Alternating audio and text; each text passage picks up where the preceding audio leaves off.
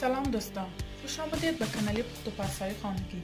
ما امروز همراه برای صبحانه یک نمود الاده با کارتوشکا آسان و با لذت را تیار میکنیم. محصولات به ما لازم است: 2 دانه کارتوشکا، 1 قاشق آرد، 1 دانه تخم مرچ و نمک. ما در اول کارتوشکا را از تیارکا از این کلانش میگذرانیم.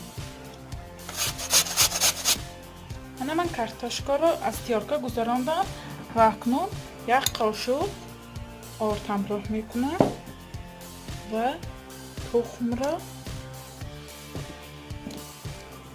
نمک و کمتر مرچ. شما میتوانید دیگر نمود پریپراوه ها همراه کنید. همش را خوب آمیخته میکنید. من همش را آمیخته کردم و اکنون در روغن میپزیم. بعد که دوست 1 قاشق روغن میریزیم، بسیار نه.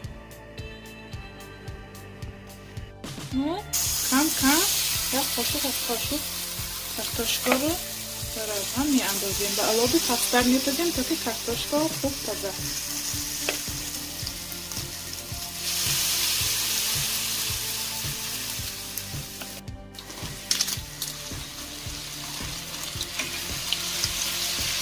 کارتوشکای ما هم تیار شد.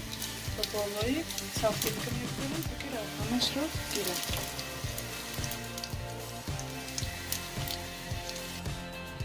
ладушкаи картошкагини мо ҳам тайёр шуд ва дарунашро мебинед чӣ хел тайёр шудааст. чӣ гуна мебинед картошкаи мо бисёр ладушкаи картошкагини мо хушро тайёр шудааст ва болаззат аст. шумо ҳам барои субҳонаи наздикони худ тайёр кунед. канали моро дастгирӣ кунед, подписатсия кунед ва ёру дӯстонро даъват кунед. хайр, то видеоҳои оянда дар паноҳи худо бошед.